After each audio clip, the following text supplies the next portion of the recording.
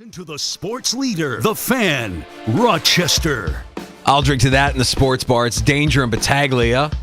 Friday before Super Bowl Sunday. I'm not going to lie, man. My mind is on this weekend. Yeah, I cannot wait. yeah. It's like the sun is out. Everything's kind of feeling right. We have a few extra hours, and actually, too, like the NBA is giving you a few good matchups this weekend. You get Caitlin Clark at 1 o'clock. She could break the all-time record on a Sunday. So yeah, there's some things that'll lead up here. The awards show last night. I didn't see it. I was doing other things. Danger, you didn't watch it, but there was an owner there who decided, sure, I'll talk to you fine reporters. And Woody Johnson, owner of the New York Jets, wants everyone to know that he is angry. Quote, we have all this talent. We have to deploy the talent properly. So I think they got all the message. This is it. This is the time to go. We got to produce this year. Yeah, that's good, Woody. That's going to do it. Oh, and then Johnson slamming Zach Wilson, saying, quote, we didn't have a backup quarterback this year. This is ridiculous. Yeah, look, I get it. Wilson sucked. I understand. He wasn't good. But it was only year 2. Who drafted him? You did. That's right. And you hired the coaches. That's right. This guy's dumb. And did you What already are say? doing? Didn't the people you hire already say that you're going to trade him? So why don't, in case there was anybody who was interested, let me devalue this asset completely, so we have no choice but to actually cut him. Right. Yeah, he's going to end up being cut. And here's the easiest prediction for 2025: Robert Saleh is not going to be coaching. This guy is a problem. I mean, look, owners, we say it all the time. Dysfunction starts at the top. You know this guy's meddling. You know this guy, that there are people in the organization that are too afraid to call him out on his own crap. Well, you're going to take a swipe at Wilson, who wasn't good. But guess what, pal? You drafted him. You saw him and said, that's the guy we want. And now it's just bad. It's tone deaf. It's ridiculous. And you're right. You're not going to get anything of value for him now, because even the owner, the guy that drafted him, says, we didn't have a backup quarterback last year. The best you can hope for Jeff fans, I'm being serious, is like a pick swap. Meaning, all right, you're 6, and we'll give you Zach Wilson in a 7. That's right.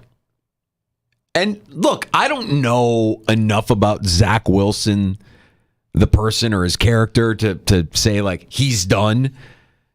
This might be the best thing that's happened to him, but there is a pattern of behavior here, right? Like Sam Darnold, same thing. Like, you got to get it right, and we're going to turn on him, even though we're the ones that are responsible for drafting him. We're the ones that are responsible for growing him, putting the pieces around him. I just think this guy is. When we saw him week 1 with the big bling, I'm like, all right, this guy is truly an alien. He doesn't even exist on our plane. That's why we're going to get to the same point for the Buffalo Bills next year. I'm being serious. Like, take a look at the AFC East. It sucks right now.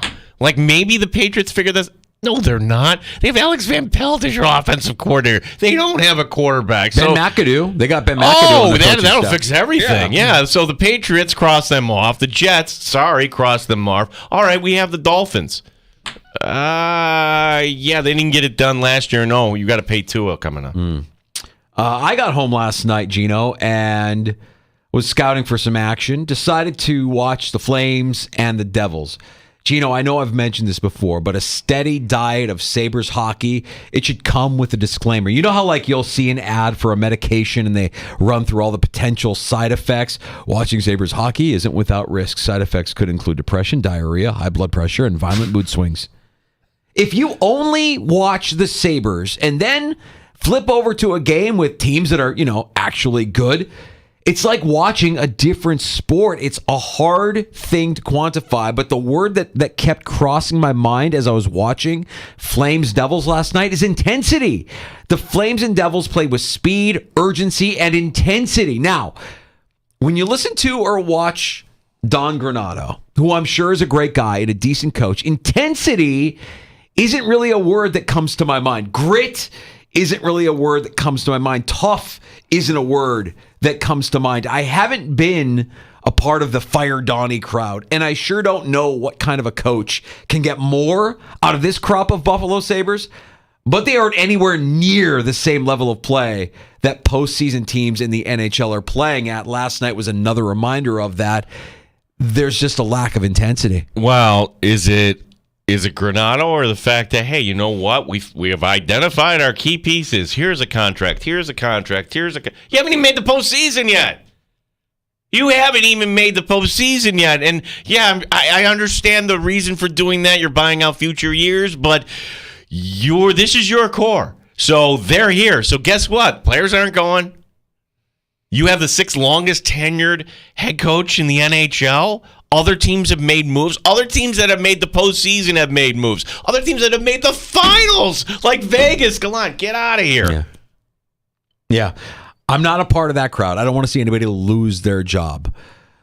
But I just think to myself, when I'm watching that, there's an intensity to the game that the Sabres just don't have. The time to make that move was in December. It's too late now. It is too late. You ride it out this year. Yeah, and then I don't know. There's like a Black Monday for NHL head coaches. Probably not, because most of these teams have already made their move. Yeah. But that'll come, and then great, and then we'll have candidates come through, and maybe it'll be Seth Apper. Maybe it's his job. But then I'm thinking the Amerks will go on a run here a little bit. Well, so. That would be good. Yeah.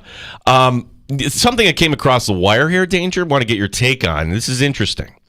Because you have remember the Big Ten next year, it's really big. They gobbled up some of those teams from the Pac-12, including UCLA. UCLA's head coach has just left the team to become an offensive coordinator somewhere else. Chip Kelly is no longer at UCLA. He's at Ohio State. He replaces Bill O'Brien, who left for Boston College to become a head coach. Chip Kelly... It's not a lateral move, Danger. That's a move. That's a step down. The only reason I could think maybe Kelly is thinking, well, I have a team that's not going to be good here at UCLA. I have an administration that's not going to give me the resources to compete in this big conglomerate. Let me get out here and reestablish myself, help Ohio State win a championship, and then I can vault to my next spot. Chip Kelly, at the end of the season, was asked about the state of college athletics in the age of the transfer portal and name, image, and likeness. And his response to it, I thought, was absolutely perfect. And you could tell he's somebody who's really been thinking about what the future of college athletics could look like, what it looks like now, what could be done, what should be done, what probably won't be done. So if I'm Chip Kelly, I think this is an indictment and kind of cements what he was saying at the end of the season. Like, hey, look, this is kind of a mess right now. And I'm, as a head coach, right in the crosshairs of all of this lunacy. This isn't for me anymore. Let me do something that I know I'm good at. And I'll always get an opportunity to be a head coach somewhere. Could certainly be a head coach somewhere better than UCLA at some point, especially if I go to a place like Ohio State and have success, which is expected. That's probably the only way, though, because this is now his last 3 stops that have been, and I'm counting the Eagles there. Like the Eagles, that started out as a house of fire, innovative. Wow, we haven't seen anything like this. And then who was the racist wide receiver? And then everything went sideways, and then that ended very quickly for him in Philadelphia. 1 year. You almost forget he was there 1 year in San Francisco with the Niners. And then UCLA, well, irrelevant. Not even anything to talk about there. I had his rant somewhere, and it's like a good minute and a half long, so I'll spare you the rant. But it was very well thought out. And when you hear the way he lays it out, you're like, well, all of that makes sense, which is exactly why it'll never happen. Well, the one thing he said in that rant, though, is we need to share. No. Why would I share if I'm Alabama? He wanted to share with the students.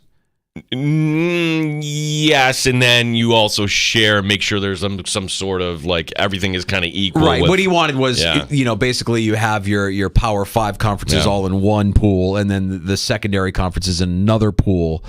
And then, within that you share. You have a group of 5 of the 5 power conferences that you have all of those teams in one mega conference, and you break it out by region, and you play the East Coast one year, and the East Coast comes to West Coast the next year, whatever. He laid it out in a way where I'm like, wow, he makes some really good points. A lot of this makes sense, and because it makes sense, it will never come to fruition because it's college athletics. They just can't get it right. No, everybody's got their own agenda. That's the problem.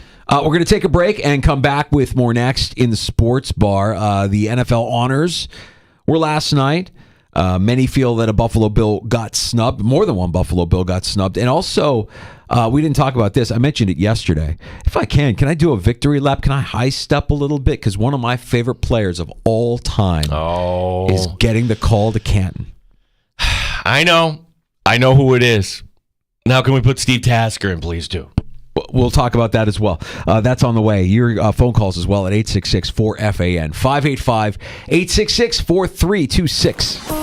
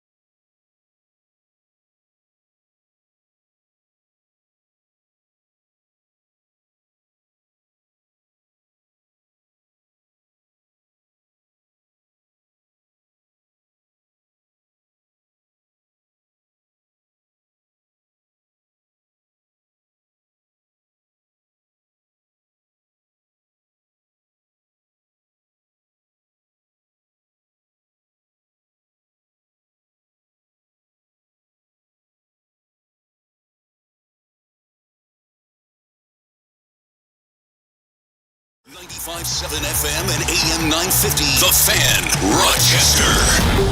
Always live on the free Odyssey app. The Fan, Rochester. Sports update. Hockey night tonight in the Flower City, the front end of the home and home for the Amerks. They host Syracuse. Don Stevens will be by at 7 o'clock with the call. It is Super Bowl weekend. Brock Purdy of the Niners, he's ready to go. I feel like I have to continue to prove that, to myself, to my teammates. Obviously, we did that for the last 2 games in the playoffs, which is obviously not easy. But for me, I still feel like I have a lot to prove. But it's a Super Bowl. I want to do as best as I can for this team and this organization to win. At the end of the day, that's all that matters. Tonight's the first of 2 for RIT. They play at Mercyhurst. The Nighthawks finally back home tomorrow night. They'll be taking on Georgia. We got some Red Wings news today. The team announcing that Matthew LeCroy will be back for a 4th season to manage the team. Gene Battaglin, the sports leader, 95.7 FM and AM 950, The Fan, Rochester.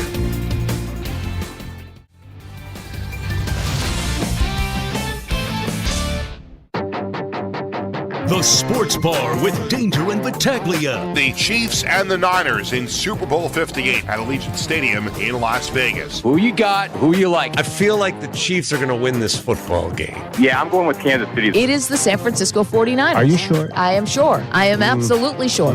I think the Niners win this game. I still like the Chiefs, guys. I can't really rule out Patrick Mahomes. San Francisco's the better team, so I'll ride with the Niners. I think they're going to win the game. For all the Niner faithful. The NFL honors were last night. Lamar Jackson. The Pro Football Hall of Fame class of 2024 was announced. Joe Flacco beat DeMar Hamlin for Comeback Player of the Year. Wait, what? I'm just so thrilled to be in the presence of Mike Danger. Mike Danger. I'm Gene Battaglia for DirecTV. It's the American way. So if I'm Casey Kasem, you're Sam the Eagle from The Muppet Show. Gene Battaglia. I'm Mike Danger. Coming up next, 98PXY. Super Bowl weekend. I want you to show up with not 1, but 2 bottles of bomb-ass olive oil. 95.7 FM and AM 950, The Fan, Rochester. It's a special weekend in the sports bar. A little bittersweet. Nobody likes the feeling right after the Super Bowl concludes. You just got to start waiting in line to get back on the roller coaster ride that is an NFL season.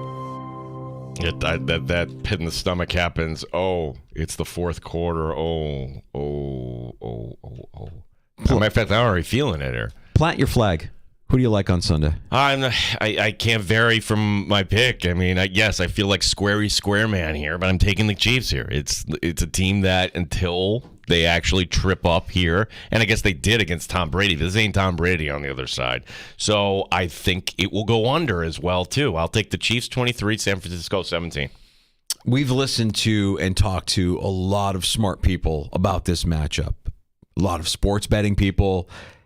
I don't remember a Super Bowl that has ever been as split as this in terms of who's. I know a lot of people are saying Chiefs. What you just said, Chiefs, because you can't bet against Mahomes. Well, and I should give you a better reason than that, and the reason is this is the best defense we've seen here in the Mahomes era. Those 2 corners are excellent. They have a defensive line that is a unit that can win this game. I'm taking the Niners.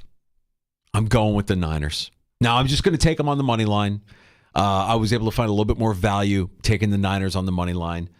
I think it's a Deebo Samuel game. I like Deebo Samuel to go over his rushing yards prop. I like Deebo Samuel to find the end zone. I do think Travis Kelce finds the end zone as well. These are my plays. But I like the Niners. I think that the Ravens beat themselves more than Kansas City beat the Ravens. The Ravens' game plan was so horrible against the Chiefs. A team that is better on paper, the 49ers, with a coach who's, you would assume, more competent than Todd Monken.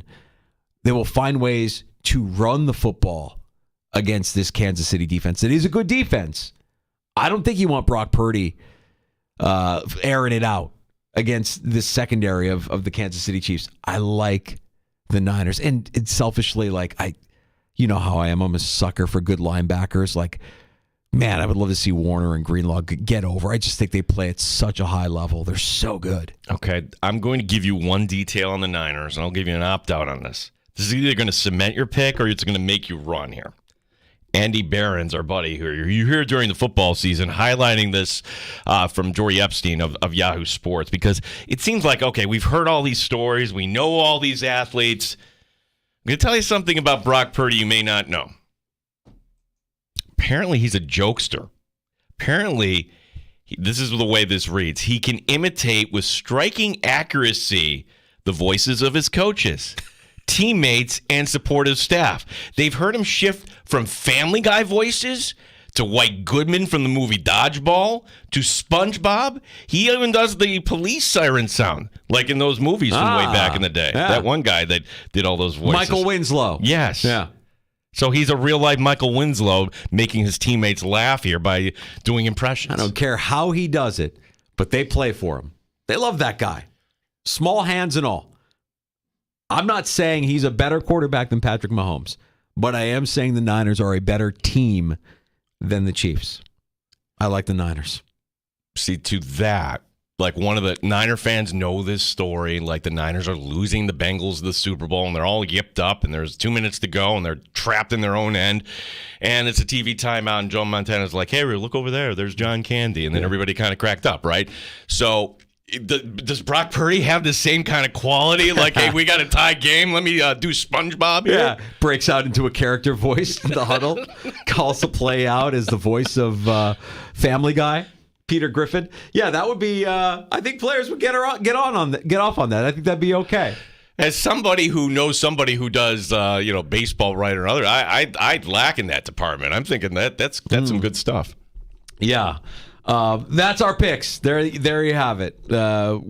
Tail or follow. Tail us at your own expense. But I'm torn because I respect smart people like Trista who came in last week and said, look, I can't bet against Patrick Mahomes. I'm taking the Chiefs -7. I think the Chiefs are I'm like, woo, Chiefs -7 for some plus money. That's tempting, but I'm not going to hedge. I'm going to go Niners money line, keep it simple. I think they win that game. So if Brock Purdy takes a late hit from Chris Jones in a personal foul, is he calling an attorney and telling his teammates about it? Oh, I got sacked by Chris Jones. I fell on my ass pipe, and then I broke my ankle. My shoes fell off. This is me, Brock Purdy Rosenberg, and I don't like Chris Jones. I don't like Steve Spagnuolo. I'm going to sue Andy Reid for punitive damages. I'm like the Brock Purdy of the sports. Yeah, that's it. Yeah. The thing is, with Chris Jones specifically, and nobody's talking about players that are injured or not injured. Do you remember what Chris Jones looked like at the end of the Ravens game?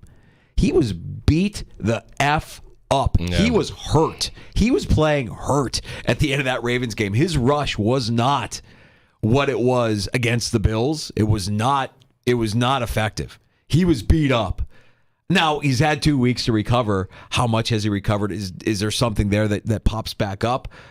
I wouldn't be surprised if Chris Jones isn't impactful in the pass rush of the Kansas City Chiefs. Maybe it's just my eyes seeing something that wasn't there, but it looked to me at the end of that Ravens game that he was hurt, and like hurt to the point where I can't believe he's still out there because he's not very effective right about now. Last night, the NFL gave out their honors.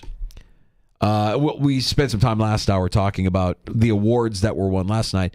Before we talk about who got snubbed, I'm doing a victory lap. My guy got in, man. Yeah. Devin Hester, you could say the greatest return man in NFL history. I won't say greatest special teamer in NFL history because I think that you could argue about who gets that designation. But as far as a guy who is a specialist, who returned kicks, punts, missed field goals, whatever it was, nobody better. And I'm glad that he's getting the call. I'm glad he's going in. I actually thought he was going to have to wait a lot longer than he did. This is pretty impressive. He's the only guy in NFL history to lead the league in kickoff return and punt return twice. And you're never going to see it again because of how the game has changed. Some say that it's for player safety. I say it's because Devin Hester changed the game. Devin Hester forced the NFL because coaches couldn't game plan. It absolutely tilted the game. you have a guy that is that fast, that elusive. It was remarkable. And, having seen him run back the opening kickoff of the Super Bowl against the Colts, for this sports fan, I'm already reserved to the fact I don't think I'll see another play in my life as great as that in person. That was fantastic. Oh, I thought you were going to gush about Steve McMichael, too. Well, that one's a little bit bittersweet because Mongo is a great player. I loved Steve McMichael. And he was a part of that Bears team for so many years. And just like the heartbeat, the pulse of that defense, what makes it bittersweet, he's so sick right now, man. Yeah. He's so sick with ALS. He's not going to be able to enjoy it. It's unfortunate. So does he even go to Canton? I don't think so. He's that bad, huh? I don't think so, man. So it's an overdue accomplishment. It's just too bad that it came so late that I don't know that he's actually going to be able to enjoy it or even recognize that he is being recognized for a great career on the defensive line. Cut by the Patriots. The Patriots cut him. Like, so when we get to August and all these players go out, yeah, there might be a Hall of Famer in the bunch. Yeah, Julius Peppers getting in. Speaking of the Niners, Patrick Willis. God, he was a bad man. I'm surprised. I didn't realize that many years had passed. That would be the guy. He left early. Remember, Yeah. he cut his career short. Like he still had a lot of years left in him, but he left early. Randy Gradishar and Andre Johnson, Dwight Freeney, Cuse. So will there ever be another Syracuse player to come in the Hall of Fame? Of course. In our lifetime? Yeah. We watched him this year. I mean, he didn't finish at Syracuse, but he played at Syracuse. Tommy DeVito's a future Hall of Famer, Gino. You want to know why? Because he's Italian. How could I forget that? Future Hall of Famer Tommy DeVito. Tommy Cutlets. Oh, you got Cutlets? I got Cutlets. Tommy Cutlets. Hall of Fame going into Canton because he's Italian. Sometimes I see it coming. That time, that really hurt. That was a knockout there. I'm like, what are you talking about? There's nobody worthy of the Hall of Fame. What are you talking about? He didn't finish, but he played. Yeah, we're provincial. We're claiming the sun during the eclipse. We can claim Tommy DeVito as one of ours. Hey, it's the sun. The eclipse is Rochester, the only place. We're the only place you can see. We own the sun. The sun belongs to us. By the way, buy your tickets. You have to come buy your tickets to look up in the sky. I don't get it, man. And like we're gonna stare directly at the sun through these paper glasses that are supposedly made to protect you. This is funny because we like to try to plan things here today, and I bring it up to Danger. I'm like, we probably should be on location somewhere for the eclipse. And you're like, what time is the eclipse? I'm like, dude, it's going to be right during our show. It starts at 3:00. So this was yesterday, and I meant to bring this up with I'll drink to that. Yesterday, Gino, we spent a little bit of time talking about sports ball people. You know these people. These are the people that will litter your feed all weekend with their hilarious attempts at putting down the Super Bowl. Like, is something happening today? Care about the Super Bowl? Couldn't be me. And the irony is that most of the people who do this, they have that stance. They're the same people who will advocate for any of us to enjoy whatever we want, whenever we want, the you do you crowd, right? So I'm going to say something about that significant event that's coming to our area this spring. And I don't want you to think that I'm crapping on it. If you're into it, great, no judgment.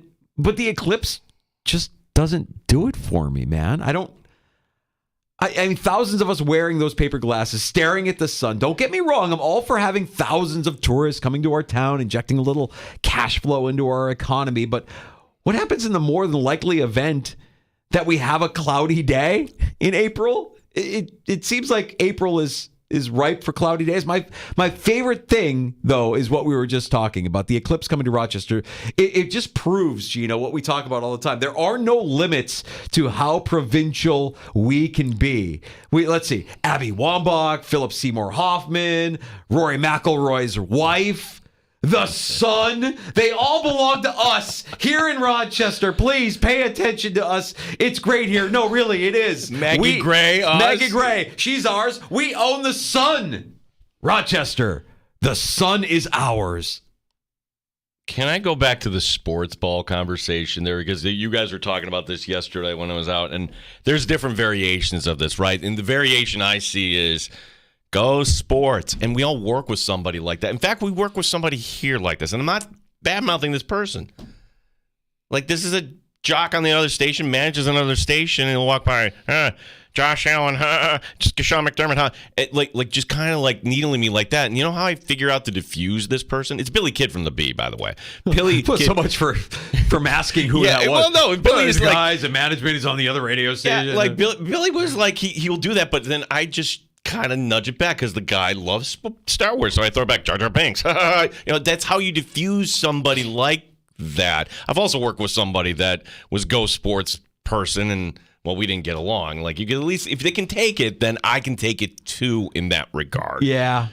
I don't know, man. It just, I actually feel sympathetic for those people because I don't think they realize the conflict that they've created. They're the people that will say, you do you, enjoy whatever makes you happy 1 minute, but then the next minute they will crap on the thing that makes literally millions of people happy. So I don't know what to feel other than sympathy. Well, and I'm just saying this from a marketing standpoint, and again, don't twist my words around this, but my job is to give opinions here. And you had one of the biggest sports marketing gaffes of all time. Nothing to do with transgender. It was Dylan Mulvaney. And Dylan Mulvaney comes on, and her whole thing was, yeah, I hear there's a basketball tournament coming up. Go team, I'm here for your team. And wait a second, you're marketing to me? I like college basketball. Like, why are you talking to me like that? It's sports ball person. Why are you talking? Yeah, so that's the part of that equation I had a problem with. Like, if you want me to enjoy your product, then don't make fun of college basketball. Yeah, don't make it appear like college basketball is insignificant at the time of year when it's most significant. So Hollywood is crawling with outsiders and foreigners.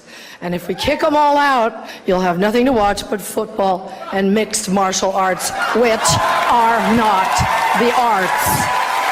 Right, yeah. They gave me 3 seconds to say this. Waving her finger. Like, I hear that, and I want to be outraged, but I feel sorry for her. And I feel sorry for anybody that feels that way. It's like, hey, you're the same person that the next breath would be, hey, you do you. But you do you. And that's what it should be. Like, I'm not going to judge Billy for liking Star Wars. I like Star Wars. You do you. No, he might like something that I'm not into, and well, then he's a big country music fan. Country music's not for me, but I don't care. You do you. It's, Look, there's things in our sports world. We don't talk NASCAR on the show here, but I'm not going to put somebody down. If you like NASCAR, not go to the Rays. Go to Watkins Glen. Have some fun. Exactly right. So, yeah, be on the lookout for sports ball people. And as far as the eclipse goes, just know that this is the pinnacle of our provincial nature in this. We are claiming ownership of the sun for a day. It's not enough to have Abby Wambach or Rory McIlroy's wife or Kristen Wiig.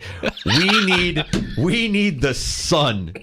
The sun is ours. Come to Rochester to see the sun. This is the only place where you can see the sun. The Roy McIlroy thing is the tipping point, right? It's not ours. Erica, you married ours. Yeah. Come on, Rory. Yeah. Have a plate. Yeah. Hey, not for nothing, Rory, but if you're in Rochester, hey, come on down and get we'll go to Bill Gray's and we'll get a great plate. All right, we got to get to Jay Binkley from 610 Sports in Kansas City. How do we handle? I didn't authorize this. I'm not really excited about this conversation. But listen, we are a sports talk show, and we have to present all sides of any matchup.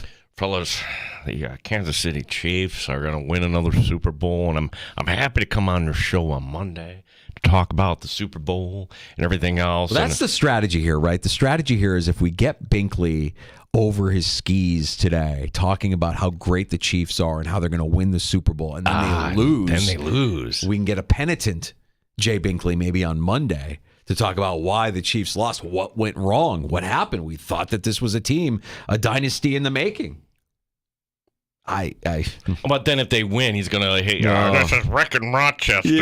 Double down. Yeah. All right, we'll get to Jay Binkley from 610 Sports in Kansas City on with us next here in the Sports Bar. Danger and Battaglia. Your phone calls always welcome by for FAN 585-866-4326. You're listening to the Sports Bar with Danger and Battaglia on 95.7 FM and AM 950, The Fan, Rochester.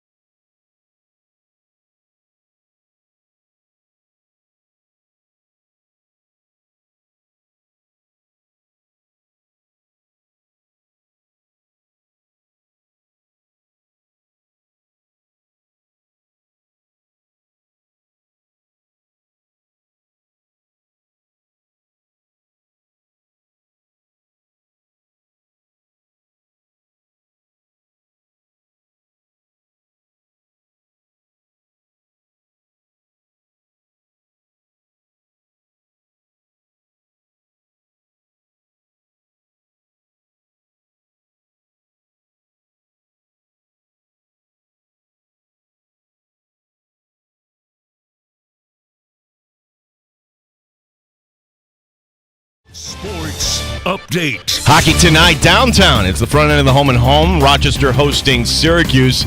Seth Appert knows tonight's the one. I'm a believer that the biggest game you play is the game in front of you. And, you'll learn hard lessons in this division if you start thinking about, well, this game's more important than that game. Like every game, the next game in front of you is the most important game. So it's Syracuse tonight. Don Stevens will have the call beginning at 7 tonight here on the Sports Leader. The rest of your sports weekend shaping up like this.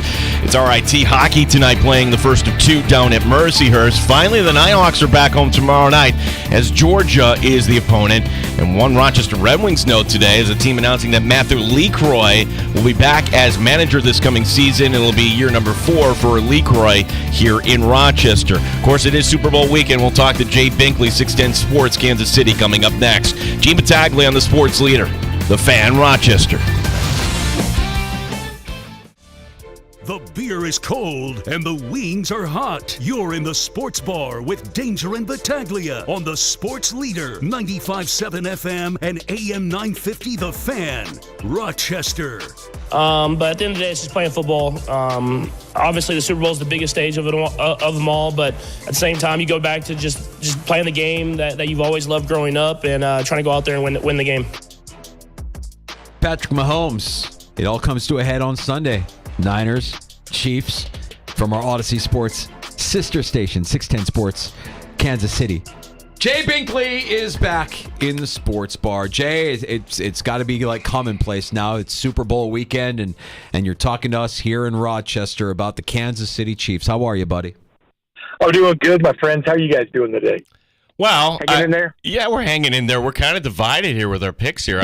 Jay, I think the Chiefs have gone into Patriot territory, meaning whenever the Patriots got to this point, I'm not picking against Tom Brady. I'm not going to pick against Patrick Mahomes. Danger thinks the other side. Let's just cut to the chase. You're picking the Chiefs to win this game, are you not? Yeah, 100%. The Chiefs are just a better football team. They're playing better football. They're playing better football right now than the 49ers. The 49ers in these playoffs, are you kidding me? I mean, they squeaked by the Packers. The Lions choked the game away. The Lions had them beat, dropped the interceptions, should have beat them. Their defense has been punched around. The Chiefs have gone into Buffalo and Baltimore. I would pretty much say the Chiefs are playing better football than the 49ers. Did the Chiefs beat the Ravens, or did the Ravens beat the Ravens? Well, the Chiefs beat the Ravens, but the Chiefs left the points on the board. I mean, I know that they that touchdown there that went to the end zone. The Chiefs had the ball at the end and could have scored. There was opportunities where they didn't quite punch it in because they didn't feel the need to. But, they were clearly going to score there at the end. I mean, the ball was, on the Ravens side of the field. I mean, but they could have done it, but they just, ended the game because they had enough points that they wanted. But, it comes around. The Buffalo game was closer than it should have been. I mean, the Chiefs did the same thing. They fumbled the ball through the end zone. If Hardman just holds on to the ball, that's a touchdown. And the Chiefs go up, and then they probably score again later on. Besides trying to pick up the fumble of Josh Allen, instead of just landing on it, they tried to pick it up and scoop and score, and they would have had the ball back then too. So both these games not as close as they seem. Nah, Jay Binkley, 610 Sports in Kansas City. Jay, are the Chiefs, are you now a villain? Are the Chiefs now a villain here in the NFL? And I would point to one thing that maybe changed the narrative, and it was this. Bills winning on December the 10th, and yeah, there's a controversial play. The guy's offside. And I'm seeing your quarterback lose his mind. The head coach has to back up his quarterback. That was a different side of Patrick Mahomes, and that was one that, okay, that's not likable, Jay. You know what? That's not like him. But that's an unfortunate incident. I think they wish they could have that moment back. But I think that people don't realize it was a culmination of frustration from Mahomes. In a lot of people's eyes, it's his way of calling out Kadarius Toney without calling out Kadarius Toney. He was taking it out on the officials. The Chiefs had just come off the week in Green Bay where they were screwed. Everybody sees it. The highlights have been done a million times. We've had rules experts on. MBS was completely robbed going down the field. He had him on his back, the Green Bay Packers, or the Chiefs could have scored at the end of that game, and the Chiefs were robbed, and it was a no call. And everybody said the Chiefs got hosed on that play call, and Mahomes was frustrated.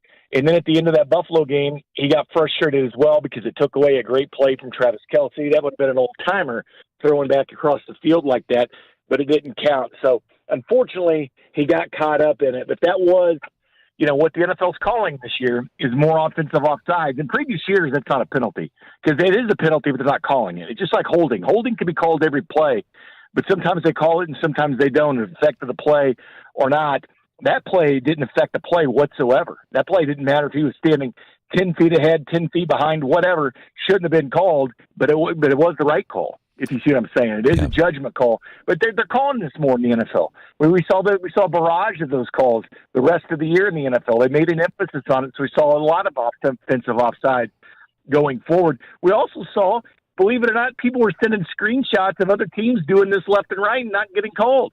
I mean, it was hilarious. As soon as Tony did it, we're getting pictures from all over the NFL with different receivers doing the same exact thing and not getting called.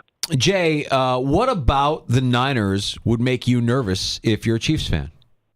I think you got to be nervous of Christian McCaffrey and George Kittle. Just the offensive skill positions. They're very good. They know how to light up the scoreboard.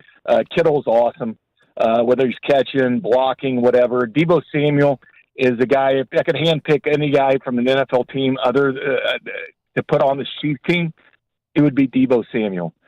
Brandon Ayuk is a stud, and Christian McCaffrey, the way he catches the ball out of the backfield and then runs. I mean, the Chiefs, that was their kryptonite this year, was teams running the football against them, and that concerns me, although the Chiefs are bottling up teams. They were challenging the Ravens to run on them. They were daring them. They were bullying the Ravens around, and the Ravens simply wouldn't run the football. Jay, I find it, and this is what made it a great game. You see the game one way, we see it a game the other way. You make valid points like, hey, that fumble through the end zone or the fumble that was on the field. I kind of look at the Bills-Chiefs game thinking, well, the Bills had actually managed the end of the game properly, then you score right at the end. Well, there was one guy that put a damper on that. That was Chris Jones. Chris Jones blowing up Deion Dawkins there.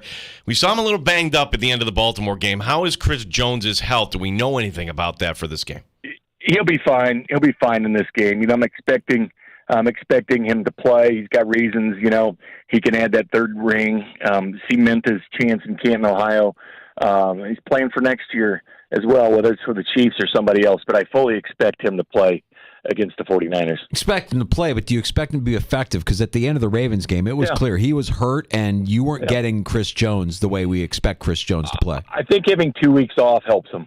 I think having 2 weeks off, getting the rest, would help get Chris Jones where you can have him be good for this game, where he can be, a decent player for this team. Then where She Rice got stepped on, and your call is very important to us. We ask that you stay on the line until the representative answers. Jay, what's going on here? We received it. I don't know. Hang on. Assisting you. Jay, is that your OnStar? What do we got going on here? No, hang on a second. This is the first. Oh, we lost him. Binkley. We lost him completely. Oh, it's technology in the Midwest, folks. I think it's just technology. I don't know what that was. Was that another call bleeding into our call? No, it sounded like OnStar. Or did they still have that? Did he have us on like a three-way call with somebody else that was on hold before we called him? All right, we'll finish our conversation with Jay Binkley, 610 Sports in Kansas City. That's a first in the sports bar. We've never been interrupted by a third party in the middle of a phone call. That's a good one. Happy hour is on the way next with a round of shots coming up as well. 866-4326. Jay, that's historic. Sorry about that. Historic. No, We've never had that happen. Phone, man. I don't know why it beeped another phone call through. It's just like I accidentally hit it with my cheek. It was just I punched another call through at the same time. So my bad. It was just it was an accident, but I couldn't stop it. Like I couldn't stop it from doing it. So thanks for calling me back. I apologize about that, but I fat-faced it. Jay, we haven't gotten to the Stockholm Syndrome part of the Chiefs dynasty, meaning by the end of the Patriots, I was just admiring Bill Belichick. I was admiring Tom Brady. Not there yet, but I'm just wondering, what are the odds that this is the last game we'll see for Andy Reid? What are the odds that this is the last game we'll see for Travis Kelce?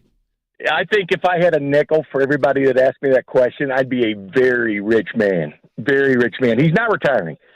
We had the owner of the Kansas City Chiefs on our station, asked him that question. He said, no way. Andy hasn't even approached him with that. Brett Veach, the general manager, says he talks to Andy Reid every day, and it hasn't even come up, in the conversations. I do believe if Andy Reid was planning on retiring, he would have given the Chiefs the heads up. It's a top-notch organization. It's the things that they do so that they could look for another coach. With Jim Harbaugh sitting out there and doing things, I mean, it would be like, hey, I'm going to retire after the season. Why don't you have Jim hold on a minute or whatever? And who knows?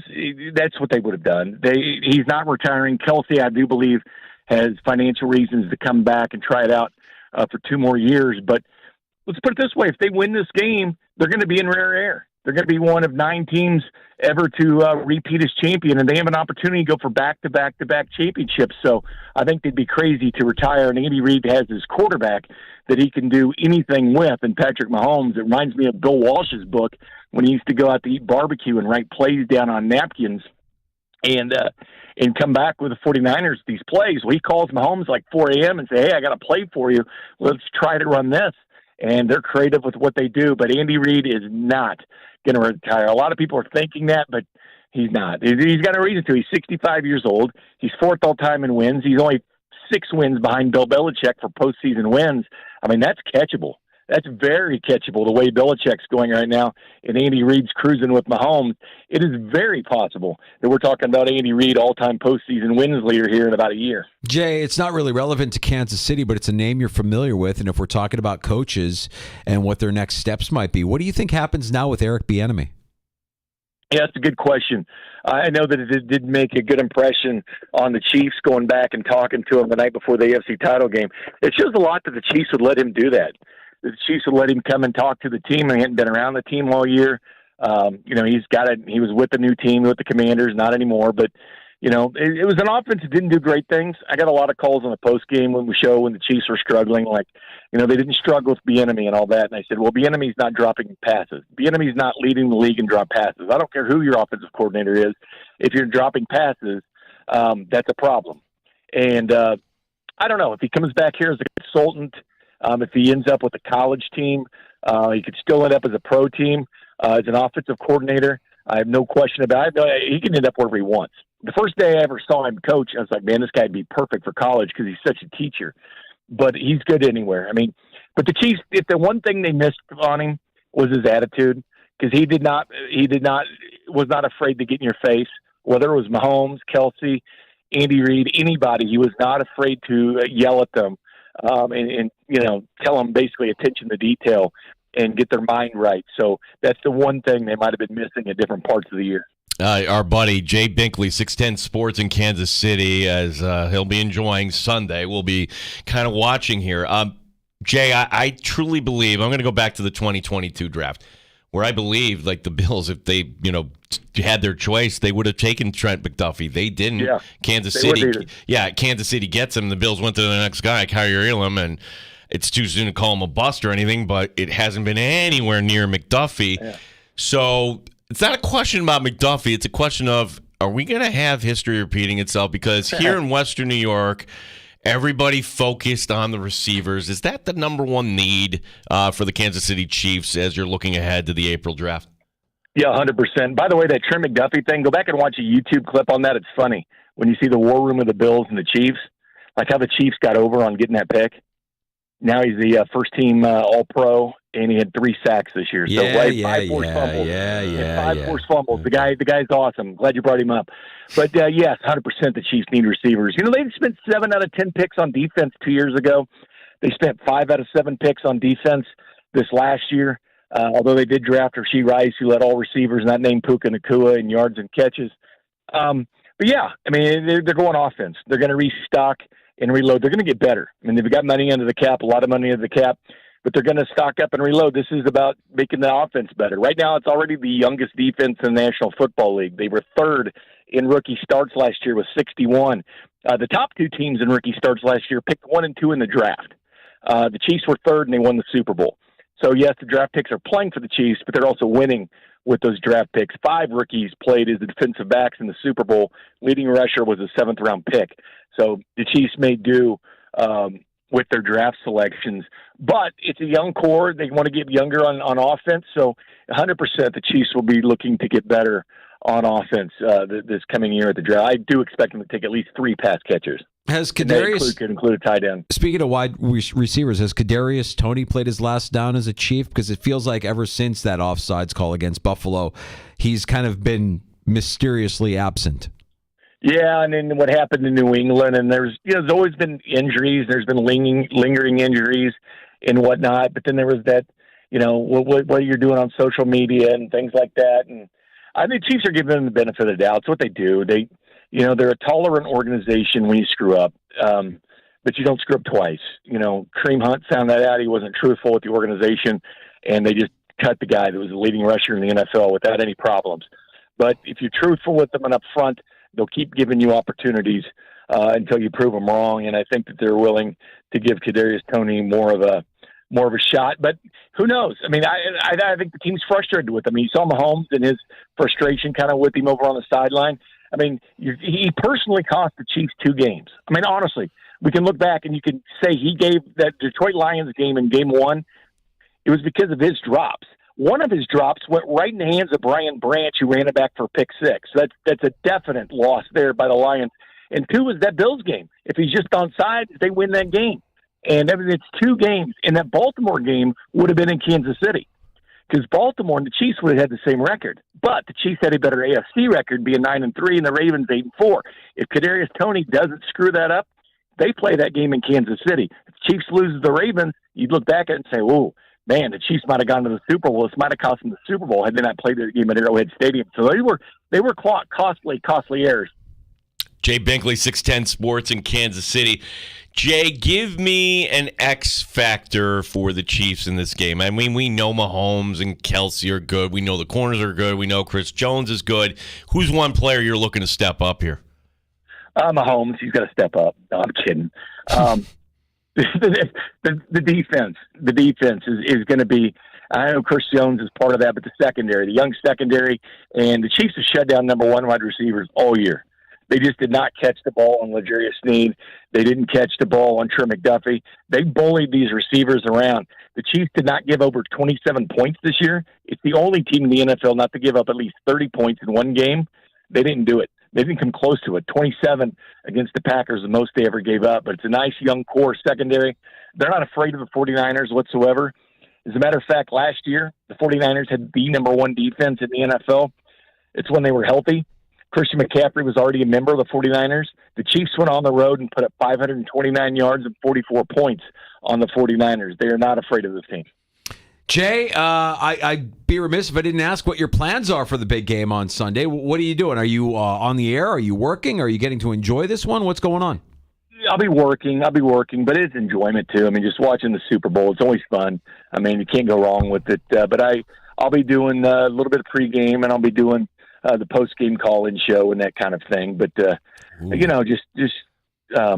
enjoying the game, and just for one more time of the year before we 100% turn the page to the draft. Just enjoy one more football game, Hey, this is Joey from Blue Springs, and Hey, Jay, I want to just say that I listened to you in Rochester, and I'm really sorry that the Chiefs lost tonight to the Niners, and maybe you'll get a call like this coming up Sunday night if this doesn't go your way, Jay.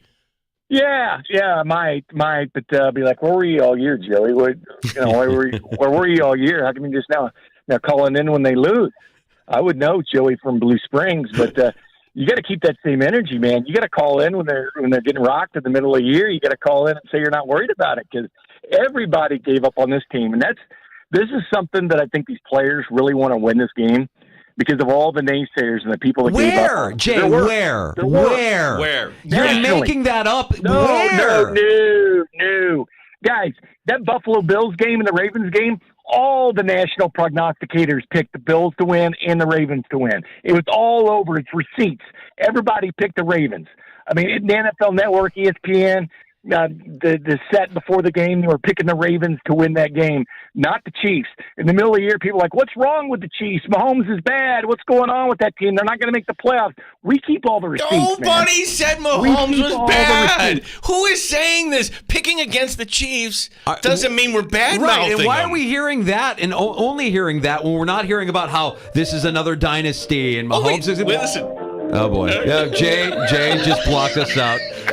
Jay's face has fingers.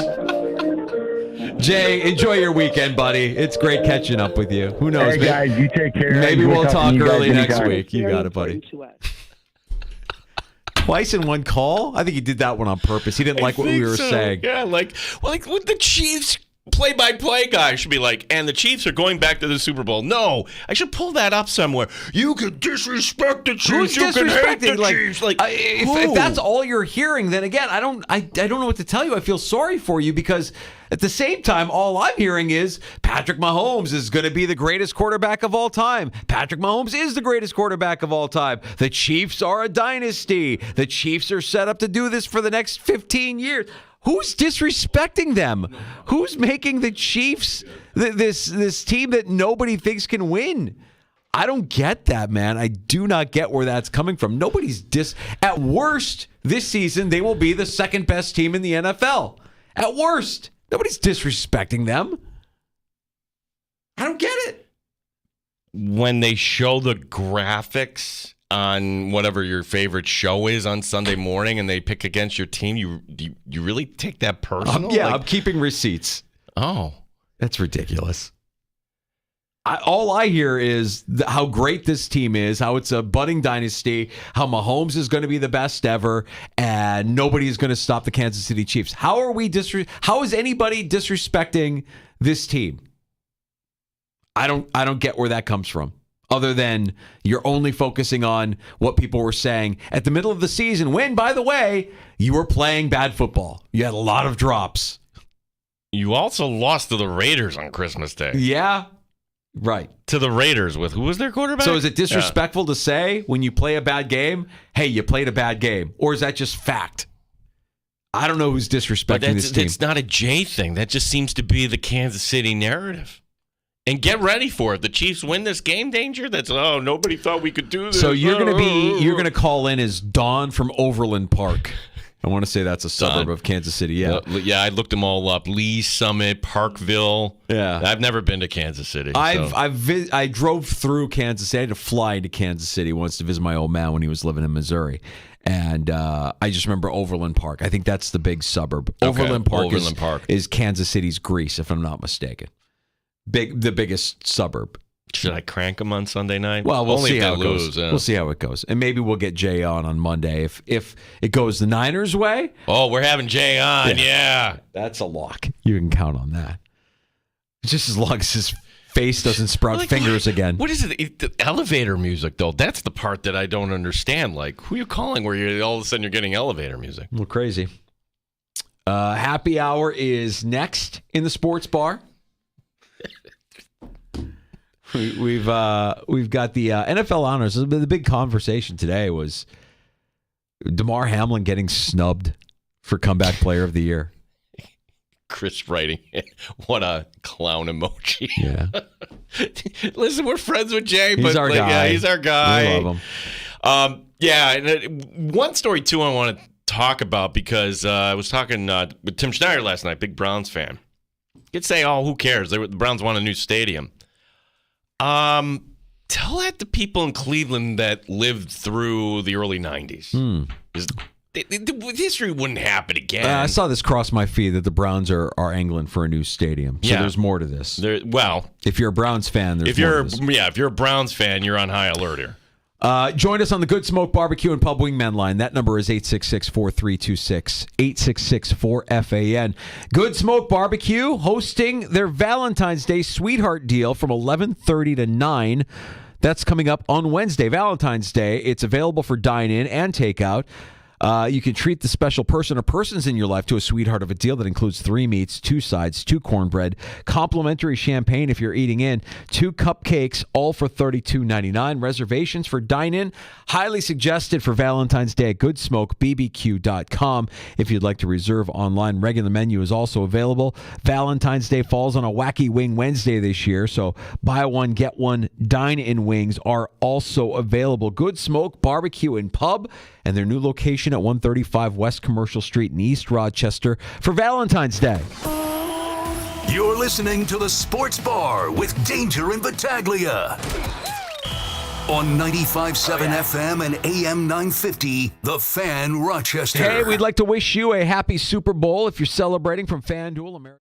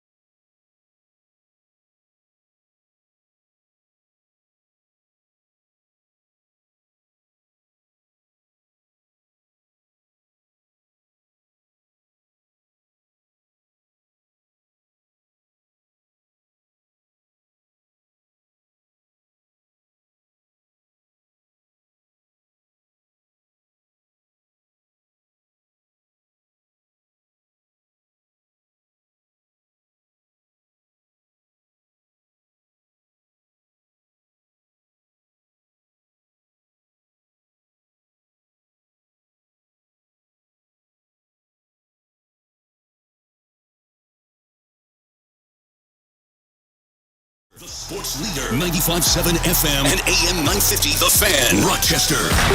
Always live on the free Odyssey app. The Fan, Rochester. Sports Update. It is hockey night tonight in the Flower City, the front end of the home and home with Syracuse. Don Stevens will have your play-by-play beginning at 7 o'clock here on The Fan, Rochester. Of course, it is Super Bowl weekend. Brock Purdy of the San Francisco 49ers ready to go. I feel like I have to continue to prove that, to myself, to my teammates. Obviously, we did that the last 2 games in the playoffs, which is obviously not easy, but for me, I still feel like I have a lot to prove. But it's a Super Bowl. I want to do as best as I can for this team and this organization to win. At the end of the day, that's all that matters. RIT hockey tonight playing the first of 2 at Mercyhurst. The Tigers in first place of Atlantic hockey. Rochester Nighthawks back home tomorrow night as Georgia will be the opponent. Rochester Red Wings announcing today that Matthew LeCroy will be back for a 4th season to manage here in the Flower City. Gene Battaglia, the sports leader, 95.7 FM and AM 950. The Fan, Rochester. The Sports Bar with Danger and Battaglia. The Chiefs and the Niners in Super Bowl 58 at Allegiant Stadium in Las Vegas. Who you got? Who you like? I feel like the Chiefs are going to win this football game. Yeah, I'm going with Kansas City. It is the San Francisco 49ers. Are you sure? I am sure. I am absolutely sure. I think the Niners win this game. I still like the Chiefs, guys. I can't really rule out Patrick Mahomes. San Francisco's a better team, so I'll ride with the Niners. I think they're going to win the game. For all the Niner faithful. The NFL honors were last night. Lamar Jackson. The Pro Football Hall of Fame class of 2024 was announced. Joe Flacco beat Damar Hamlin for comeback player of the year. Wait, what? I'm just so thrilled to be in the presence of Mike Danger. Mike Danger. I'm Gene Battaglia for DirecTV. It's the American way. So if I'm Casey Kasem, you're Sam the Eagle from The Muppet Show. Gene Battaglia. I'm Mike Danger. Coming up next, 98PXY. Super Bowl weekend. I want you to show up with not 1, but 2 bottles of bomb-ass olive oil. 95.7 FM and AM 950, The Fan, Rochester. You missed it yesterday. Welcome to Happy Hour. The olive oil reference, I don't get that. So, we were discussing how when you go to a Super Bowl party, if you're going to a Super Bowl party, it's bad form to show up empty-handed. I mean, even if you're going to a family member's get-together, you got to show up with something, right? You bring in a 12-pack, or bring in a bottle, or bring in something. My brother-in-law, is notorious for asking, what can I bring? What can I bring? I'm like, you don't have to bring anything. We're family. It's cool. It's like, he knows I'm making chili. How about cornbread? I'm like, you know what? Bring cornbread, because I'm not making cornbread. If you want cornbread, bring cornbread. That's fine. Mm-hmm. My suggestion was to roll up to any party that you go to with not 1, but 2 bottles of olive oil. Good olive oil in the thin, skinny bottles. Just roll up with the best stuff you can find. Walk into Olindo's like you own the place and go down the aisle and grab the best olive oil you have. And then when you show up to the party, everybody's looking at you like, wait a minute. Did you just bring olive oil to the party? It's like, yeah, this is the best. I use this all the time. This is the best stuff out there. Absolutely. What's the problem? You're giving a great, it's a great offering to whatever party you're showing up at. So I'm saying, if you want to set a tone, if you want to leave a mark, you want people to remember you, talk about you, show up with the bomb-ass olive oil when you show up at the Super Bowl party. When you're at the restaurant, and the bread comes out and you have a choice, are you butter guy, or they're giving olive you the oil. Absolutely, 100%. Olive oil with the balsamic and maybe some cheese. You want to spice it up, a little red pepper flake in there. Absolutely. No, I'm not the butter guy. Look, not speaking ill of butter. Butter is always a perennial favorite in the Thanksgiving power rankings. It's a top 3 contender because Thanksgiving isn't Thanksgiving without the magic of butter. Big butter guy. But when it comes to the bread and the dipping, I mean, that butter has to be pretty spectacular for me to take it over the olive oil, balsamic, Parmesan combination. So, yeah, show up with some olive oil this year for Super Bowl. Just remember you heard it on the sports bar. If anybody says, what's wrong with you? Like, Danger said this would be a good idea. I guarantee you they will appreciate it. Oh, wow. He really just showed up with really good olive oil. Not a bag of chips, not a 6-pack of domestic beer. Olive oil. There you go. It's one cool of those when moments where I leave you speechless. You're like, what is wrong with you? It's a take. Like, sure. To me, I'm showing up with a 12-pack or a bottle, box, something. I can't wait because any excuse I have to fire up the smoker, I'm going to take, and I might start tonight. I might leave a fire going in the egg tonight through Sunday, and just keep feeding fuel into it, keep filling it full of charcoal, and just keep smoking stuff. I can't wait. Like, it is a Super Bowl. It's my Super Bowl as well. Thanksgiving is my Super Bowl, but this is fun. And you scheduled your doctor's appointment for Monday morning. Yes, I did. You didn't cancel that. No, I got my blood work done last week. All the results came back. I'm looking good. I'm looking healthy. I have a feeling she's going to be like, you had a Super Bowl party last night? I would have never known. Everything is in tip-top shape. Everything is in order. That's what I think is going to happen. It's like you're the student had somebody else take your test. What are you talking about? Everything in tip-top shape. You're going to go in Monday morning being a mess. Dude, I'm going to be tip-top. I'm telling you. I'm going to go in there, and she's going to be like, wow, this is a squeaky clean you-know-what. You're good to go, sir.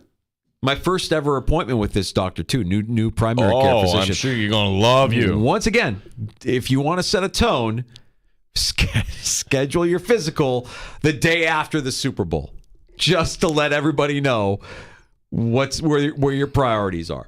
That's you're the boss. Plan. That's the plan. Showing up first thing Monday morning. We'll have a recap for that on Monday afternoon in the Sports Bar. We welcome you in. Hey, we got our stream up as well. If you want to watch the Sports Bar, you can do so.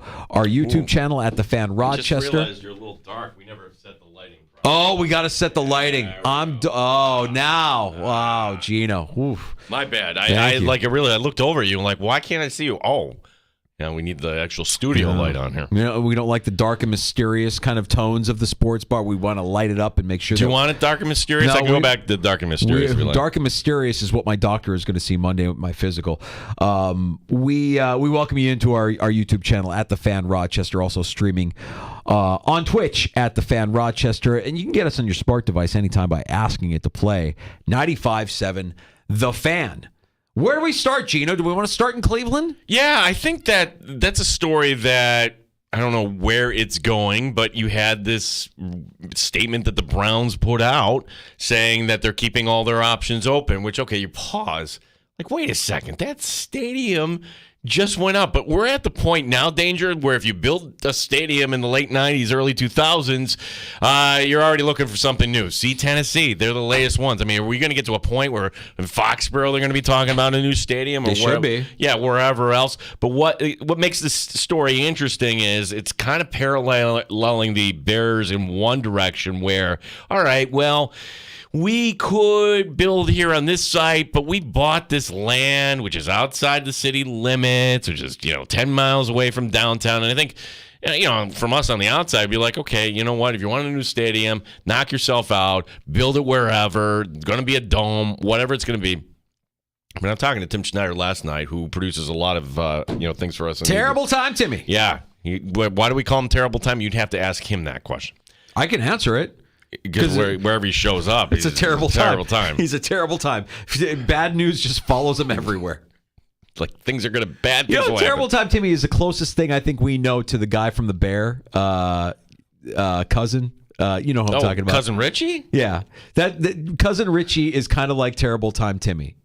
Not in a personality type of way, because Cousin Richie has this big bombastic personality, and Timmy's more subdued. But Timmy will be the first to admit bad news follows him everywhere he goes. I think he's more like Eddie Mush from A Bronx Tale, like Terrible Time Timmy, lose the bet. Like, for example, hey, I'm going to win I am a lock to win my guillotine league. Wait a second, they're benching my running back. Like, literally, that's the stuff that happens to that guy.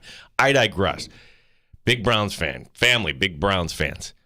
He's actually worried. He's like, Gene, this is like a callback to when we lost the team. Hey, we want a new stadium, and then nothing happens, and then rip, all of a sudden. So if you're a Browns fan, are you a little nervous that, oh, gosh, history might be repeating itself? And I would just say this. Are there any metros that right now in secrecy are planning to build a stadium and rip a team potentially like that? Because I think in this day and age, we'd find out about something like that. A couple things. One, the life cycle for a stadium now is 20 years, right? If it's 20 years, you're thinking it's time for a new stadium, which is ridiculous to think about, right? Because we're coming up on close to 20 years that AT&T Stadium was built, right? That feels like that's getting close to 20 years. Denver, it wants a dome. Well, that just went up too in my mind. Right. So that, I think you have Atlanta to blame for that. I think Atlanta was so aggressive with their new stadium builds and their projects. I don't know how the money gets approved or what goes on in the state of Georgia with Atlanta specifically, but 20 years, literally. The Georgia Dome goes down. And you've got the new Mercedes-Benz Stadium. And what about the Braves? They get a new stadium. They had the Olympics. They had all the stuff. So Atlanta has set a tone, has set a pace that is a benchmark for other owners who know that the money is not in the team, but the money is in the stadium to keep their stadium updated and renovated. So Cleveland, having just been there a couple of seasons ago, I just remember thinking, it's not a bad stadium. Fairly new. It's right on the water. Does it make money? Is there development around it? Or no, it's right off of downtown. Yeah, I mean, but do the Browns own any of that?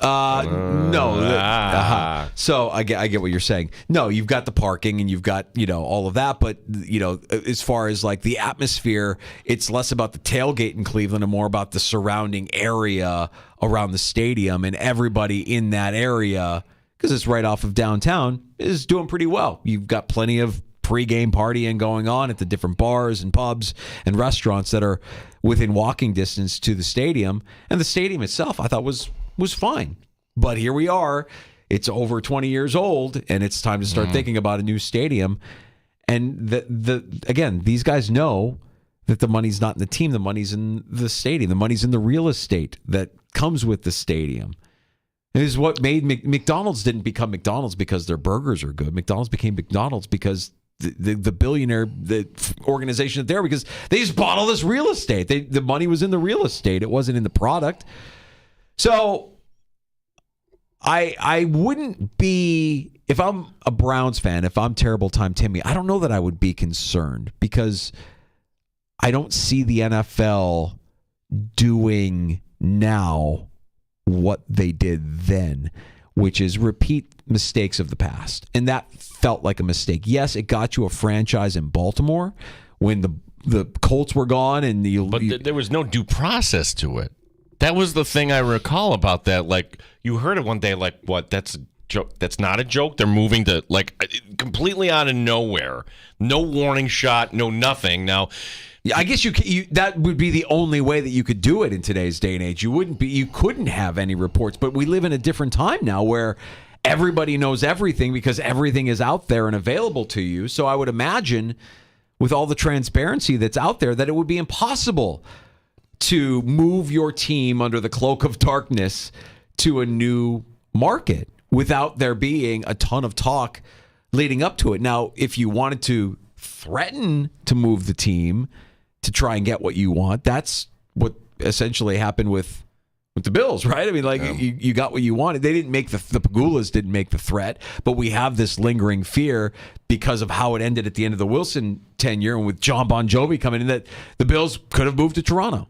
You were exporting a game a year to Toronto, right. It was being greased there. So right. So without that, I don't know that I would be nervous. If you're hearing, well, Cleveland doesn't work, we're going to move it to Austin. If Cleveland doesn't work, we can move it to Salt Lake City or where.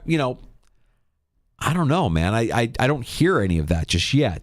Right? We haven't heard any of that? No. And is that the next thing for the story, though? Because Chicago's not going to go anywhere. The Bears, they're just doing this. Or the Browns looking at the Bears just kind of nodding their head like, yeah, we need to. So here's what's going on with the Bears. You hired Kevin Warren to be your president, and Kevin Warren notoriously got the Vikings U.S. Bank Stadium. And then he became commissioner of the Big Ten, and now the Bears hired him to basically do for the Bears what he did for Minnesota, build us a stadium. That's his focus. I don't care what anybody says. He might know football, and he might be a part of the decision-making process when it comes to what they do on draft day or what they do with the number 1 overall pick or Justin Fields. But more than anything, that guy's there to build a stadium.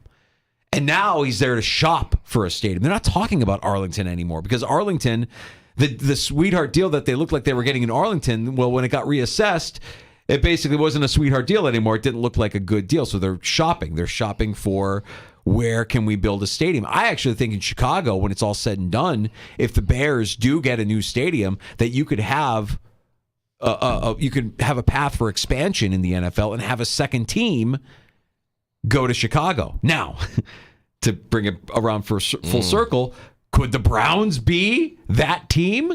That feels like I'm looking way ahead in the crystal ball. I don't know that I see that happening, but the Soldier Field, owned by the city of Chicago, could still be a venue for an NFL franchise as long as they keep up with it, along with a second stadium eventually being built in Chicago. I think that there will be 2 Chicago teams when it's all said and done. The other part to this, they want a dome in Cleveland, which, okay, and we went through this whole conversation in Buffalo and the pros and the cons and ultimately, if you're saying, hey, it's not worth the investing because you're not getting a Super Bowl in Buffalo. We're not getting the Final Four in Buffalo. Maybe you would get a concert here in February, but it's not worth the return on investment from that standpoint for the dome. To a certain extent, can you make the same argument in Cleveland? I mean, you'll get one in Cleveland. If you build a dome, I think you would get one in Cleveland. You would get a Super Bowl in Cleveland. Because they've fashioned Cleveland to be Canton, the birthplace of the NFL. You could do it just on that nostalgia alone if you have a dome. They gave them the draft, right? That was their major event that they had a couple of years ago. That was fine. But if you build a dome, yeah, I think they'll get one. They'll get one. Just like Minnesota got one. Just like MetLife got one. MetLife had no business. You have no business hosting a Super Bowl in New York City in February. Minnesota is miserable in early February. You don't want to be there for a Super Bowl. You want to be in Vegas. You want to be in LA, New Orleans. I would even give you New Orleans. Phoenix, Arizona, I could see that too. But no, you get one. It would be the token. Hey, congrats on building your new stadium. By the way, it's indoors. It's climate controlled. We can play there. And you've had a major event already. I could see Cleveland hosting one. But that's it. The token, one-time Super Bowl. Has Ford Field hosted a Super Bowl? Yes. Yeah, they got one. That was the Jerome Bettis. That's right, Seattle. They got one, right? They haven't been back since. You'll get one. Yeah. I think they could get one. Jacksonville got one. Right. I think you can get one if it's a dome. If it's not a dome, forget it. And the Bills aren't going to get one, obviously, for multiple reasons. But if Cleveland builds a dome, if that's their goal, we want a Super Bowl, yeah, you'd probably get one. Would you get other major events? Yeah, probably. Would you get more than Indianapolis? I don't know about that. Indianapolis just feels like a city that's built for... It's a convention city. It is. Yeah. That's right.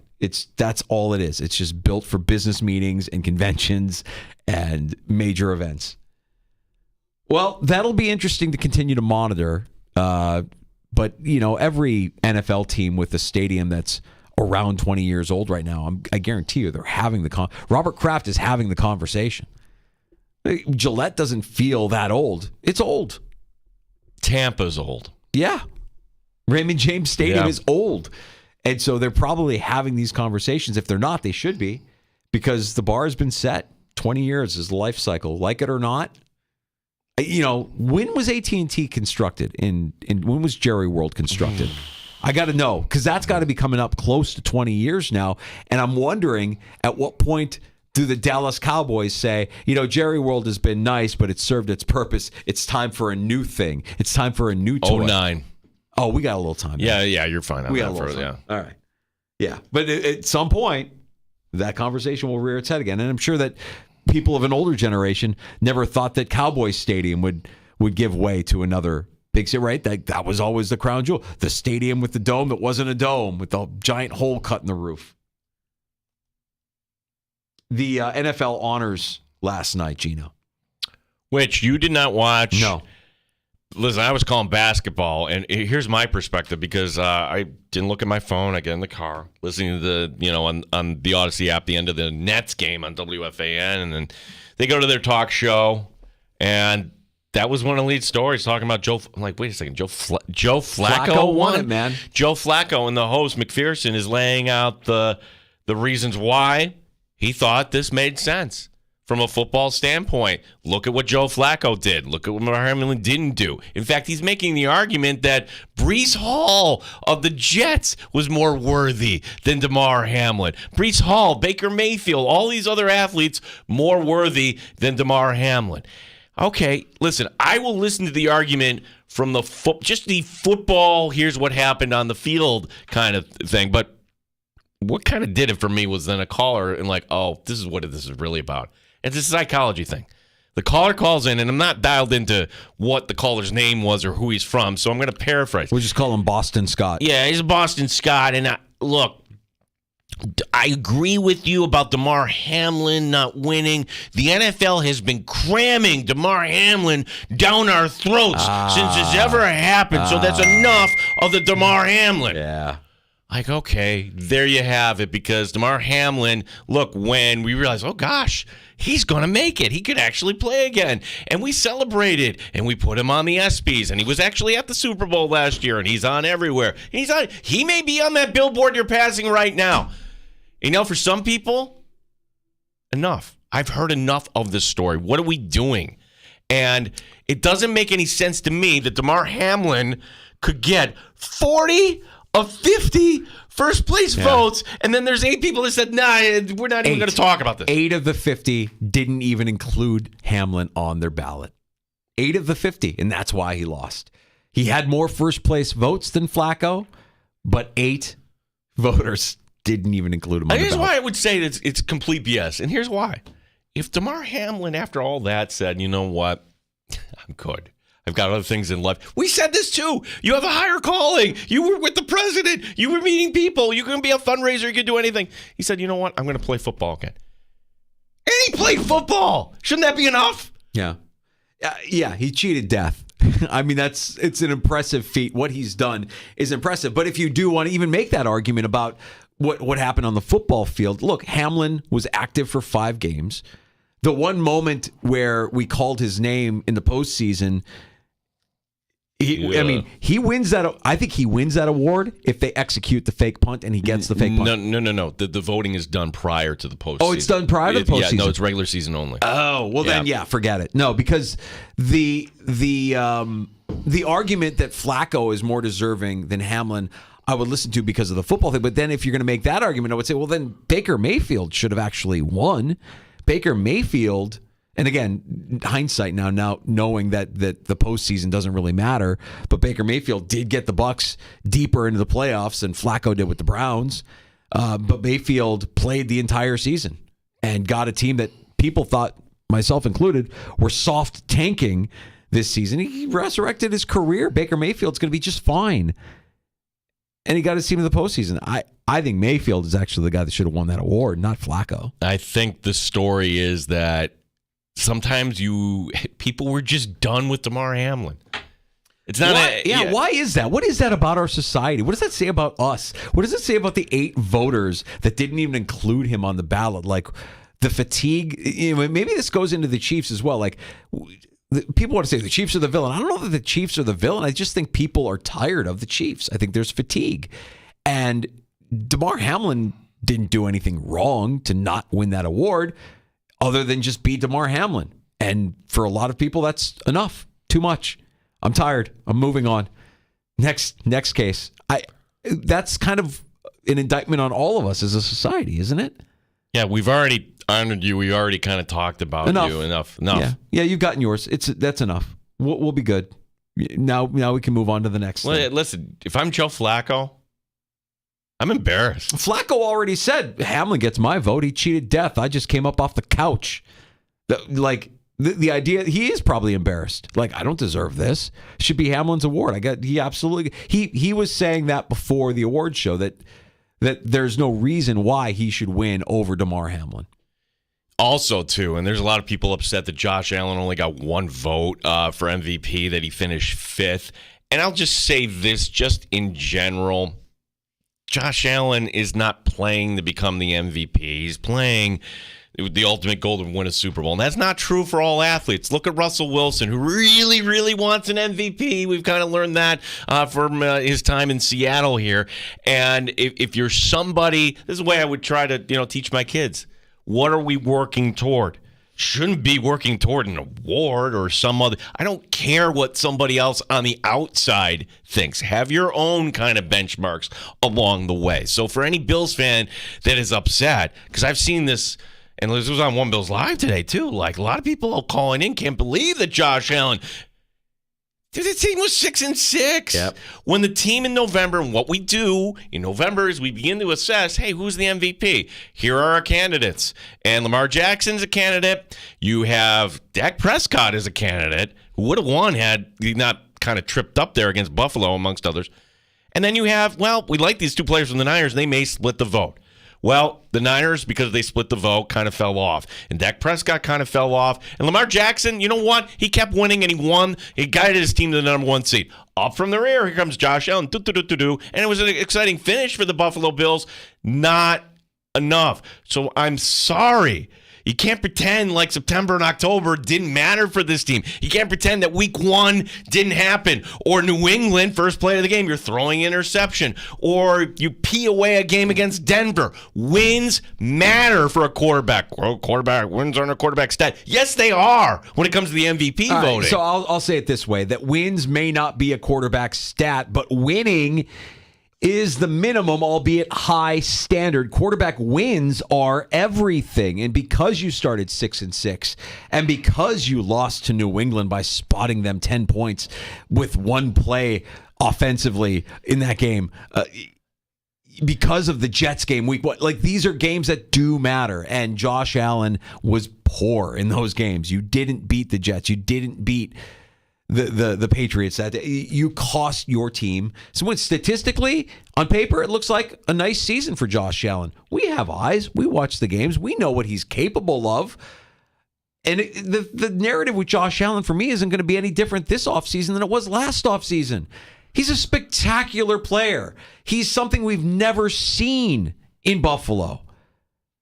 But until he shows consistently that he's able to make the right decisions, I can't call him elite.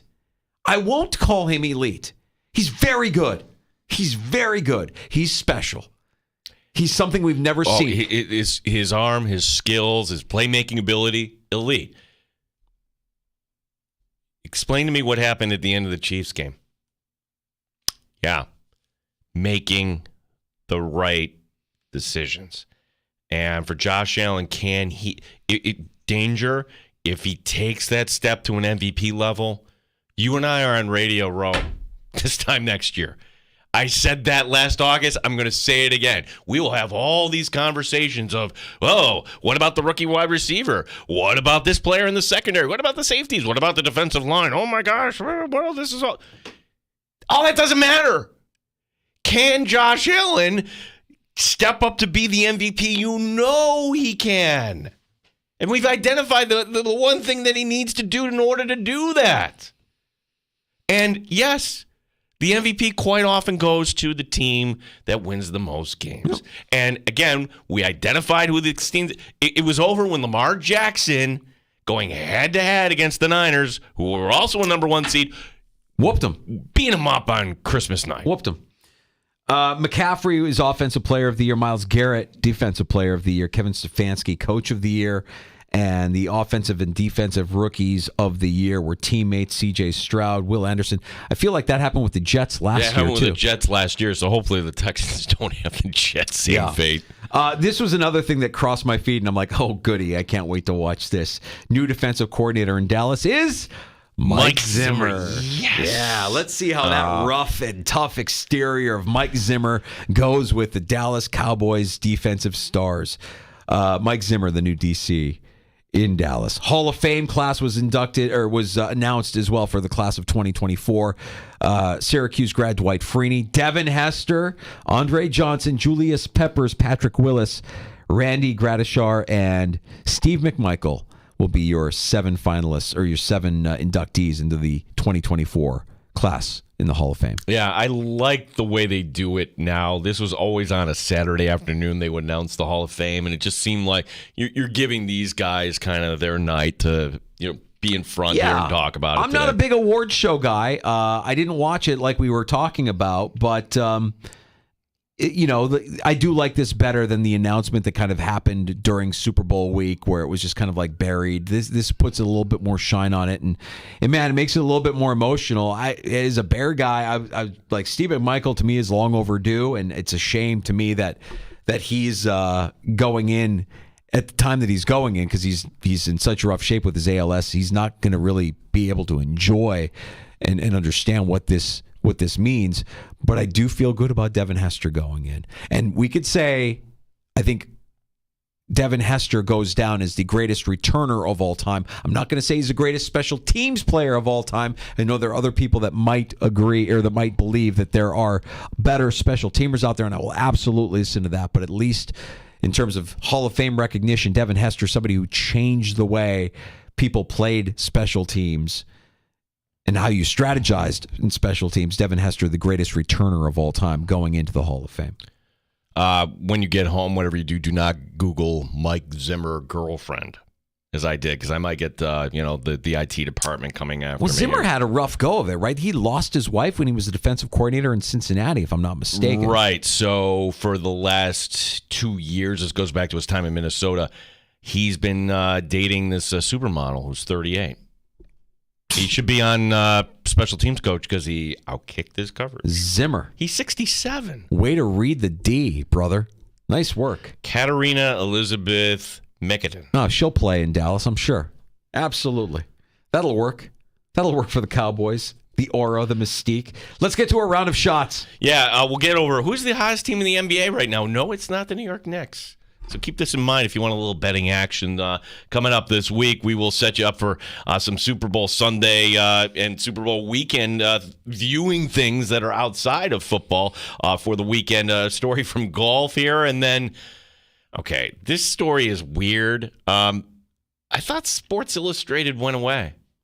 Oh, I saw this. Yeah.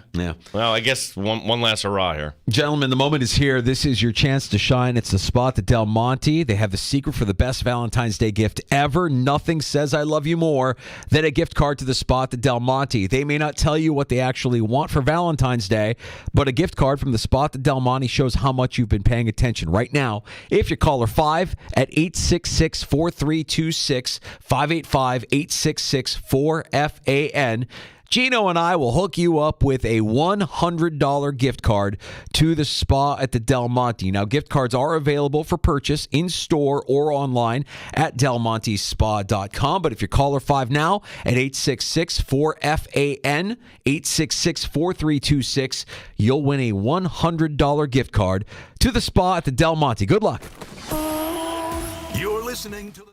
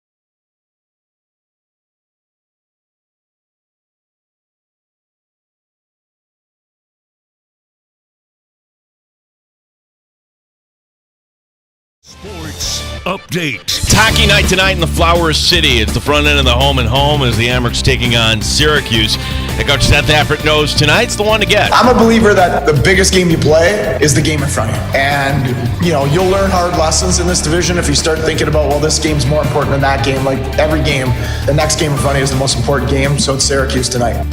Don Stevens will have the call beginning at 7 o'clock tonight here on the Fan Rochester. RIT hockey tonight. They're down in Erie, PA, taking on Mercyhurst. The Rochester Nighthawks are back home tomorrow night. Georgia is the opponent. Rochester Red Wings announcing today that Matthew LeCroy, he'll be back for a 4th season as manager of the team. From college football, Chip Kelly leaving as the head coach at UCLA. He's the new offensive coordinator at Ohio State. Gene Battaglia, the sports leader, 95.7 FM and AM 950. The Fan Rochester. If you want pure, unfiltered, unadulterated sports, you've come to the right place. 95.7 FM, The Fan, Rochester. Back in the sports bar, time for a round of shots. Mike Danger, who is the hottest team in the NBA right now? The answer. You looked at this. I did. It's Cleveland. Yeah. Cleveland's won 8 in a row. In their last 25, they're 21-4. Yeah. They're beating teams. They're beating them up. Cleveland making quick work of Brooklyn last night. Donovan Mitchell with 27 points. The Cavs have now vaulted into second place in the East. Now they're 4.5 back of the Celtics. Cleveland at Toronto tomorrow night. A couple games on ABC Super Bowl weekend if you want to check out. Saturday night, Phoenix at Golden State at 8:30. Sunday has Boston, Miami at 2 o'clock. Steph was on fire last night. His best shooting night of the season. Just absolutely unconscious from behind the line. After having a real disappointing outing earlier in the week, he looked unbelievable last night. And I should know that Cleveland is hot and they shouldn't bet against Cleveland. I've been dabbling quite a bit in the player prop market there for the NBA, and Cleveland has been a pleasant surprise here the last few months. Yeah, so that East now, Milwaukee is third. Knicks are now in fourth. Knicks losing last night to Dallas. Super Bowl Sunday. There is something you also may want to check out. That's Caitlin Clark. She's only 39 points away from breaking the all-time women's scoring record. Fox has picked this game up. It'll be against Nebraska, 1 o'clock Sunday. Danger, she's going to put on a show and get the record on national television. Yeah, but what if she doesn't, Gene? Are we going to hold it against her? Are we going to be upset? Are we going to pick up the game in the middle of the week next week when she has an opportunity to actually break the record? Who's got that game? Are we going to keep following her until she breaks the record? Listen, look, Sunday you've got Phoenix Open, you've got NBA. It's just something that normally wouldn't be on your menu, I guess, on a Super Bowl Sunday. We have artist renderings. Now, I'm not talking about the Browns thing we were talking about earlier. A new stadium for the Chicago White Sox. Mm-hmm. And golly, they are beautiful. These never come to fruition. Why? The stadium will be in the city's South Loop, which who's paying for this? Well, that's one of the many details that we've yet to figure out. Kind of need to know that. Yeah, at the MLB owners meetings this week, by the way, usually that's something you want to do to create news and everything, and you're kind of burying this in Super Bowl week. That's baseball. Commissioner Rob Manfred said he would be disappointed if the planned stadium for the A's in Vegas doesn't open in 2028. All right, so quickly, let's go into that a little bit, because that was a story from earlier this week that we didn't spend a lot of time on. The fact that Vegas is kind of looking like at Oakland, no, you guys could stay in Oakland. We would actually be okay if you worked out a deal with Oakland. So the political landscape, it should be okay, because that was the Vegas mayor saying this, and it's like, wait a second. But apparently the property on the Strip doesn't fall under the mayor's jurisdiction. That's Henderson County.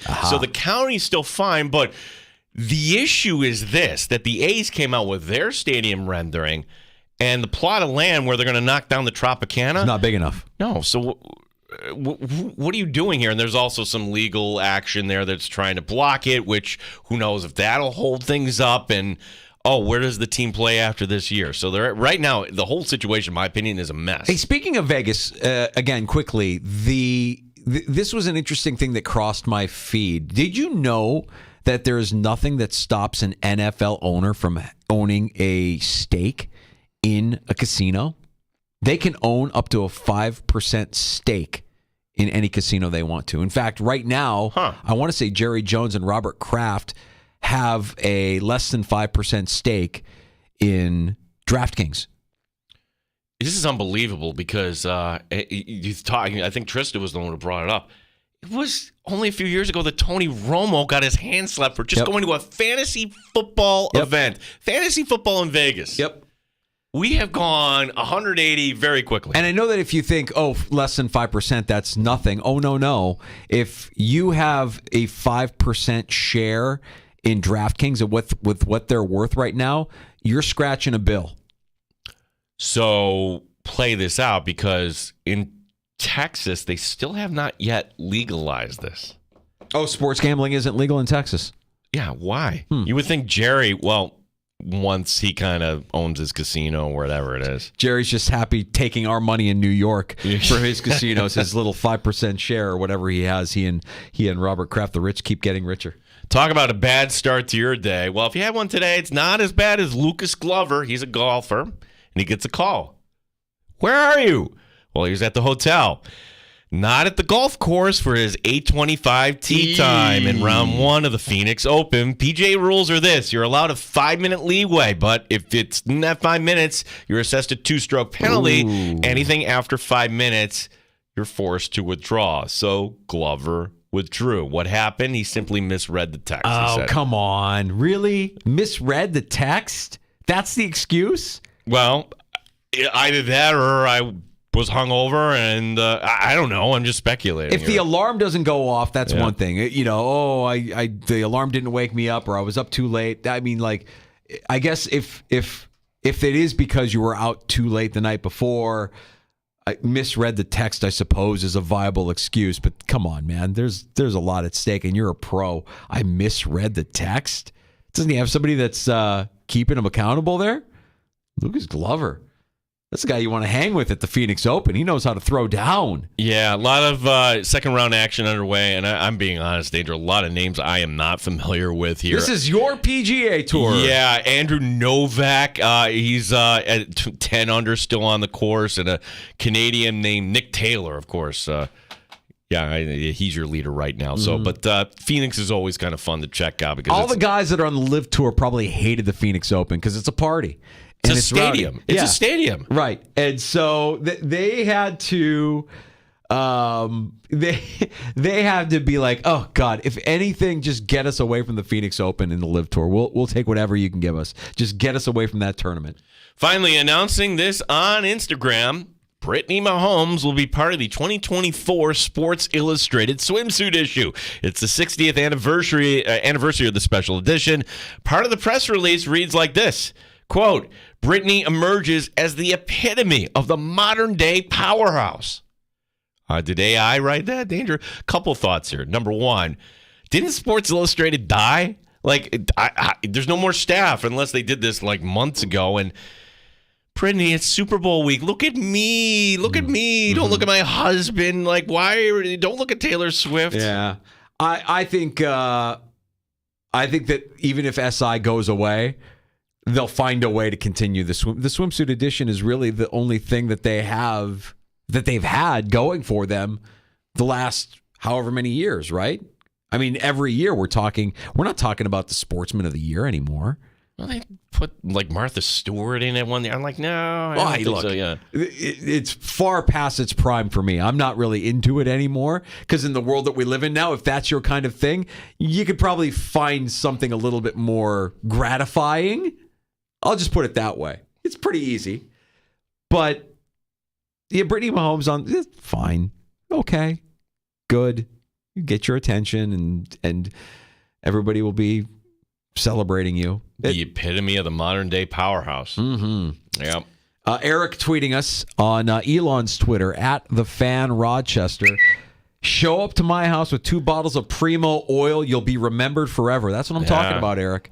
Don't show up with a bag of chips. Don't show up with a 6-pack of Domestic. Show up with some olive oil.